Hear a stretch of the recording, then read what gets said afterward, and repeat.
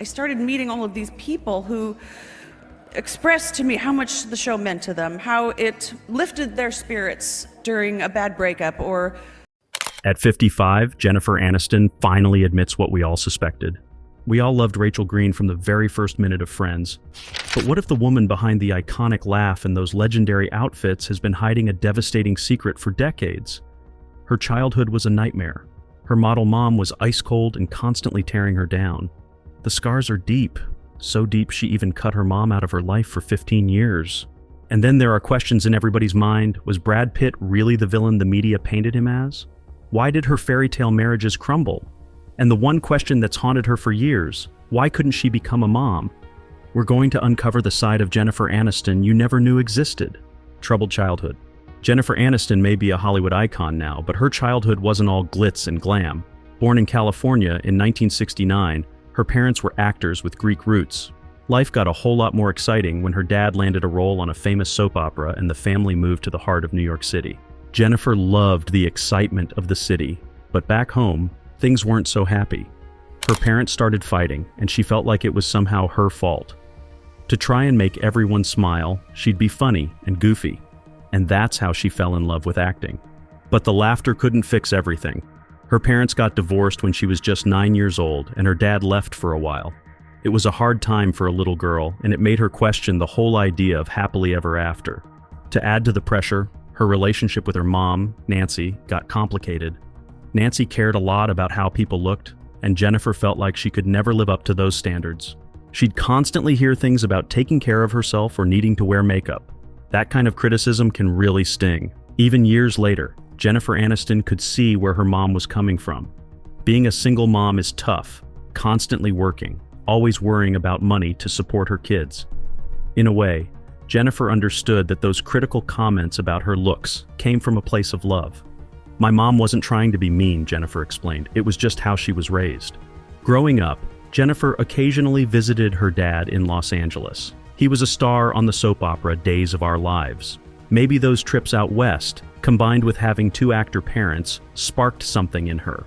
A desire to try her own hand at acting. School wasn't her strong suit. She joked that there was a secret group of teachers who couldn't stand her. The one bright spot was art class. One of her paintings even ended up on display in a famous museum. What she lacked in grades, she made up for in charm and a knack for performing. When she was 11, Jennifer joined the drama club at school. One actor who completely captivated her back then was the legendary Laurence Olivier. She was obsessed, dreaming that maybe, just maybe, she'd get to work with him one day. When he passed away, Jennifer was heartbroken. But then, a little twist of fate. When Jennifer was around 13, her dad got her a tiny part on his soap opera. It was just a quick scene as an extra, but even getting shuffled around on set felt exciting. On the way home from the set that day, Jennifer's dad let her in on a little secret. Turns out, the only reason she'd even been in front of the camera was because another girl, another extra, had been bumped to make room for her. Jennifer was mortified, feeling terrible that her small moment in the spotlight had come at someone else's expense. That was Jennifer's first taste of the harsh reality of show business. Nothing is handed to you on a silver platter. You have to fight for your chance. After graduating high school, she dove deeper into the world of acting, attending Manhattan's famous LaGuardia High School of Music and Art and Performing Arts. When her dad found out, he was worried. He'd seen the ups and downs of the industry firsthand, and he didn't want Jennifer's heart broken by all the rejection. Still, Jennifer was excited when she was finally able to move out of her parents' place. Her relationship with her mom, Nancy, had its ups and downs, and she was ready for a fresh start. Sadly, things with her mom would get even rockier later on, but for that moment, Jennifer was focused on spreading her wings and chasing her own dreams. First steps in acting. Jennifer Aniston's acting career started on the stage of the Public Theater back in 1988. She remembers one specific performance where she had a simple scene, just sitting, looking at the audience and delivering a single line. That line always got a laugh, and one night she looked out into the seats and realized she was making Al Pacino, the legendary actor, crack up. He was there with Diane Keaton, and it was an incredible moment for Jennifer. That feeling, the power of making someone like Al Pacino laugh, was enough to fuel her dreams for years.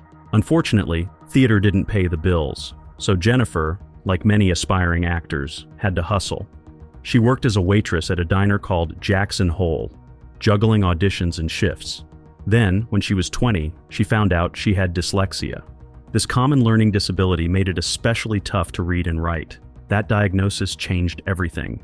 Suddenly, all those years of feeling like she just wasn't smart enough made sense. It was like a weight had been lifted. Jennifer wasn't alone. Even in Hollywood, stars like Keanu Reeves share the same struggles with dyslexia. Sadly, her very first film role was so tiny that she didn't even get her name in the credits. It was a sci-fi adventure flick called Mac and Me, but it was a start, a little stepping stone on a much bigger journey. The next year, Jennifer found herself promoting Nutrisystem on The Howard Stern Show. Theater roles were drying up, and after 2 years in New York, she made the big move to Los Angeles.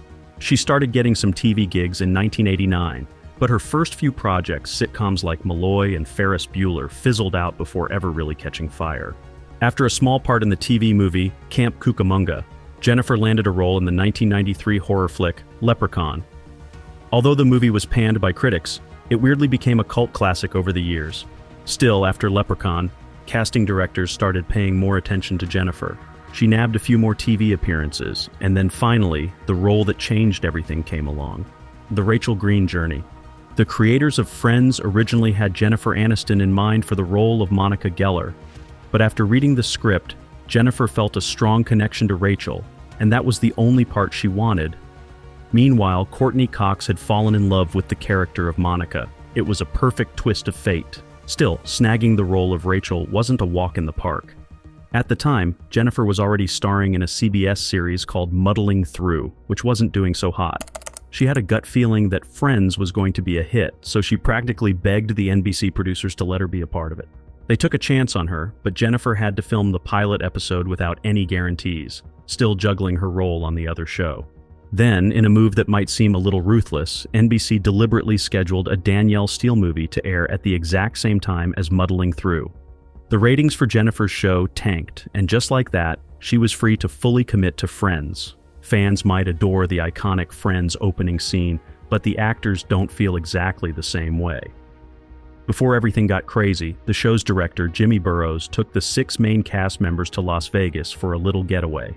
He gave them a bit of fatherly advice, telling them to savor the moments because their lives were about to change dramatically. He even gave them each $500 to spend, warning that it would be the last time they could walk through a casino without being bothered.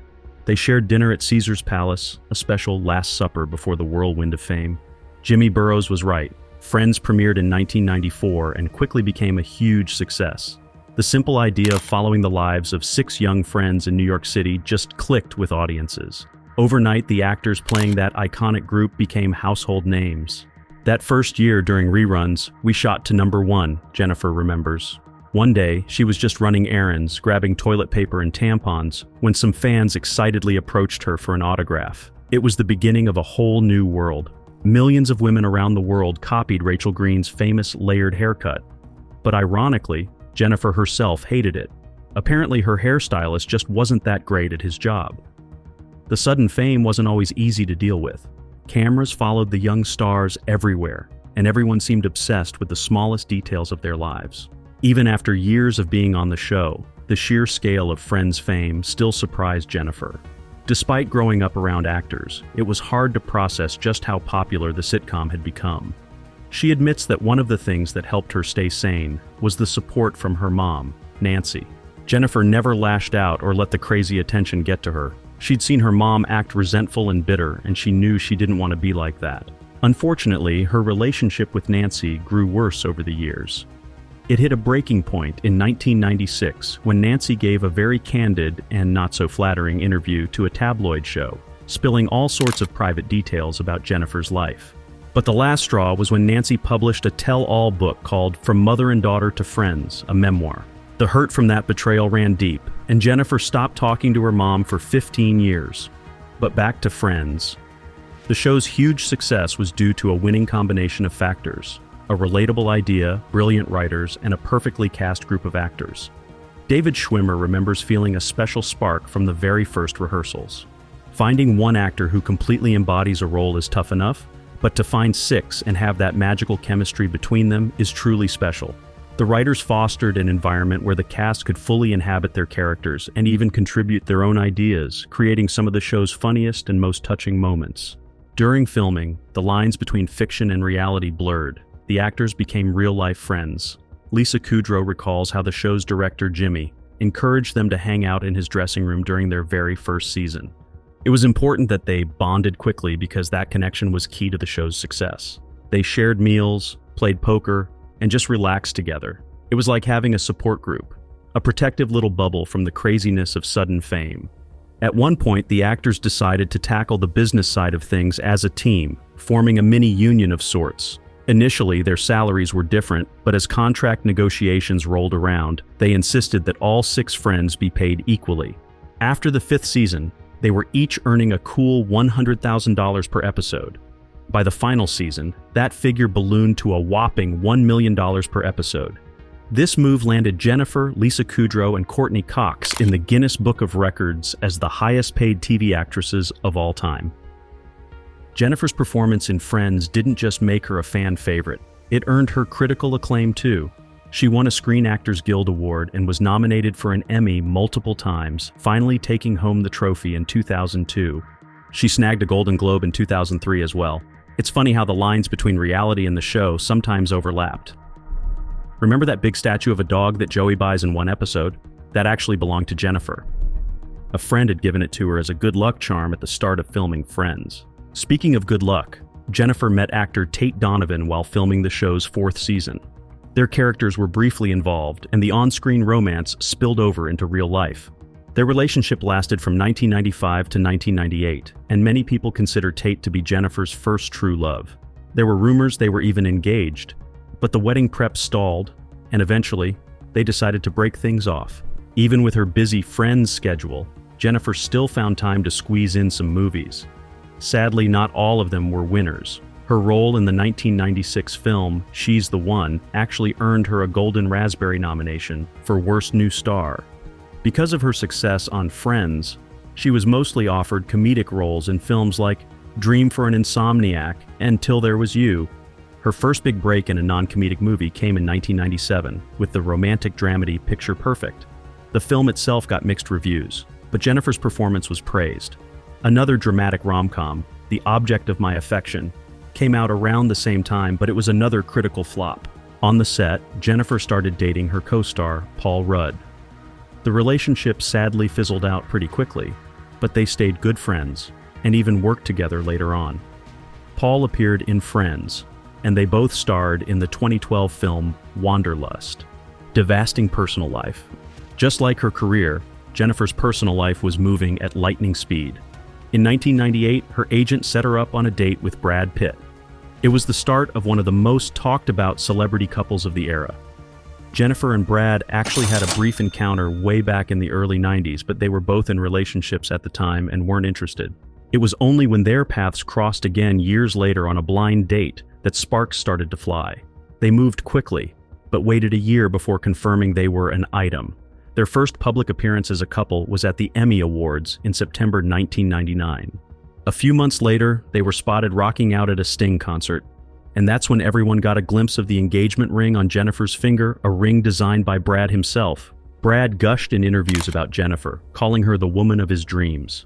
He was convinced they were meant to be together, and they quickly became one of Hollywood's most adored and glamorous power couples. In 2002, Jennifer and Brad even joined forces professionally, starting a production company called Plan B Entertainment with producer Brad Gray. Jennifer admitted that, at first, they kept the company under wraps, wanting to prove they were serious filmmakers and not just actors with flashy side projects. By 2004, the company was thriving, with films like Troy and Charlie and the Chocolate Factory in the works. Despite being dubbed one of Hollywood's sexiest couples, Jennifer and Brad playfully disagreed. They insisted they were just a pair of goofballs who were more likely to be found in their pajamas than looking glamorous. On July 29, 2000, they tied the knot in a lavish Malibu mansion wedding that reportedly cost them a cool $1 million. Even with all that money spent, there are surprisingly few photos of the actual event. Guests remember being surrounded by 50,000 flowers and a dazzling $20,000 fireworks display. Their wedding vows were lighthearted. Jennifer promised to keep Brad's favorite banana smoothie on hand, and he vowed to master the thermostat. Sadly, Jennifer didn't invite her mom to the wedding, not wanting any family drama to ruin her special day. After a dreamy honeymoon in the Seychelles, the couple settled into their swanky Beverly Hills mansion. Jennifer joked about their clashing decorating styles. He loved modern, she was less enthusiastic. In 2001, Brad even made a fun cameo on Friends, playing a guy who couldn't stand Rachel Green. Jennifer knew deep down that the Friends magic couldn't last forever. She wanted to leave while the fans still adored them, before Rachel turned into a sad caricature of herself. Plus, she was getting that itch to tackle new roles. The show's creators eventually agreed to a shorter final season, sealing the deal for Jennifer. The last episode of Friends aired in May 2004, a bittersweet night for millions of fans glued to their TVs. Over 52 million people tuned in, making it one of the biggest television events in years. As a souvenir, each of the cast members snagged a piece of the fake sidewalk outside Central Perk, their little corner of TV history. Years later, Jennifer fought back tears when she talked about the special bond between the cast. "We really loved and supported each other," she remembered. People told her Friends helped them through tough times, even cancer. The show's simple charm was powerful medicine for the soul. She mused that maybe it was the lack of phones and distractions, just people sitting around and actually talking, that gave it such lasting power. Ready to step away from Rachel, Jennifer dreamed of a long vacation and starting a family. "I want to travel the world before the babies come," she declared. But life had a plot twist in store. In January of 2005, bombshell news hit. Jen and Brad, one of Hollywood's golden couples, were heading for divorce. Fans were in shock, wondering what went wrong. The gossip machine went into overdrive, immediately pointing the finger at Angelina Jolie. Brad and Angelina had met while sizzling up the screen in the spy flick Mr. and Mrs. Smith. The truth remains a bit murky. Some insist that trouble was brewing in Jen and Brad's marriage even before filming started, and Angelina just pushed Brad closer to a decision he'd already been mulling over. They pointed to old interviews where Jennifer sounded a bit unsure. Maybe he wasn't the love of her life, but they did have something special. Others saw a perfect match destroyed by the bombshell that was Angelina. Her past reputation as a man-eater certainly didn't help matters. It's a debate that rages on even today. Was it irresistible Angelina who lured Brad away, or was there deeper incompatibility in the relationship all along? The split was undeniably hard on Jennifer.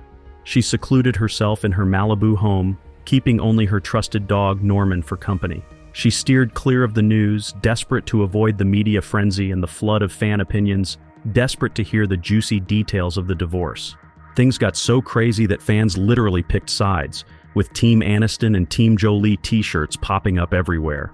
Team Aniston seemed to be winning, outselling their rivals 25-1, but that was probably cold comfort to Jennifer. The paparazzi, who she nicknamed the Rats, were relentless, desperate to get a shot of her looking heartbroken and alone.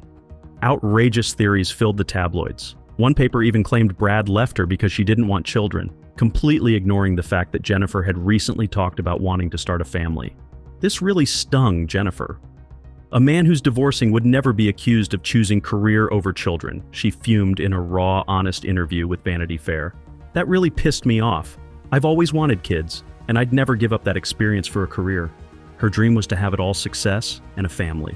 Brad and Jen insisted they were parting amicably, still full of love and respect, but it was tough, especially when photos of Brad frolicking on the beach in Kenya with Angelina and her son Maddox surfaced in magazines that same year. In 2006 came the announcement that Brangelina was expecting a child. Jennifer confessed, "The world was shocked, and I was shocked." Her friend Andrea Bendewald shared how painful it was for Jennifer to see Brad move on so publicly and so quickly.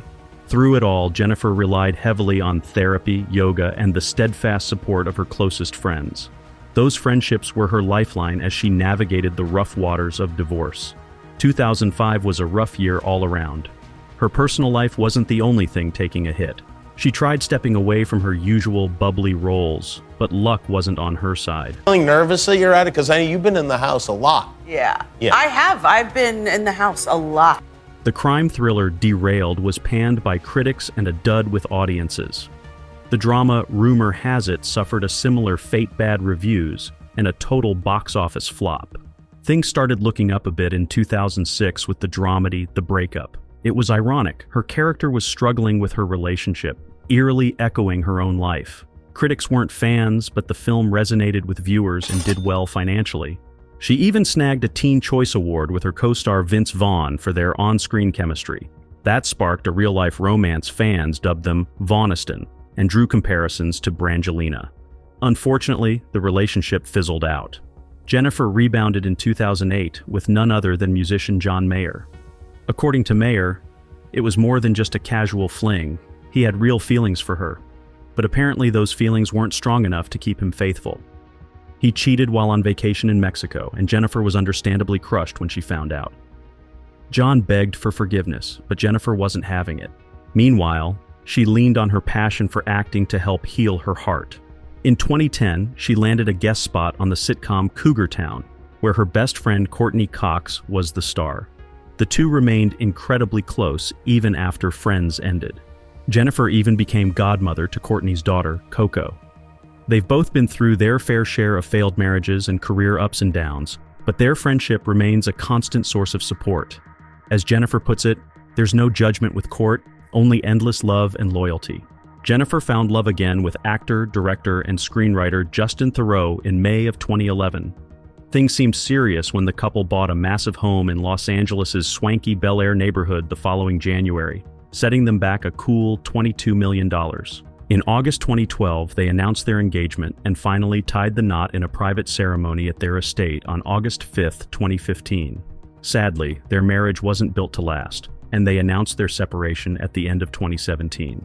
For most people, Jennifer Aniston's life seemed like a Hollywood dream come true. Fame, fortune, starring roles in beloved sitcoms. But behind the dazzling smile and red carpet glamour, there was a longing for something more, a nagging ache in her heart. Motherhood, a role she always saw herself playing, was slipping further and further out of reach. And to make matters worse, she couldn't escape the constant whispers and stares. Every tabloid cover screamed about baby bumps that didn't exist. Each well-meaning question from a reporter about her future family plans felt like a fresh wound. In 2016, Jennifer found the strength to break her silence. Her essay, For the Record, wasn't just a plea for privacy. It was a furious battle cry against the relentless scrutiny and judgment women face. The way I am portrayed by the media is simply a reflection of how we see and portray women in general, she wrote, her words filled with both frustration and raw vulnerability. Years later, in a heart-wrenching interview with Allure magazine, Jennifer lifted the veil on an even more painful layer of her story. The baby rumors, the constant speculation. She'd endured it all with heartbreaking silence while desperately trying everything in her power to start a family. IVF treatments, special teas, alternative therapies, nothing worked. It was really hard, she confessed, the sadness etched into her eyes. I would have given anything if someone had said to me, freeze your eggs, do yourself a favor, you just don't think it. Despite the heartbreak, there's a quiet determination in Jennifer's voice. She won't be defined by this one missing piece. She's a whole person, filled with love, talent, and a lifetime of experiences. And maybe, just maybe, by bravely sharing her story, she gives hope to other women struggling with similar battles, letting them know they are not alone.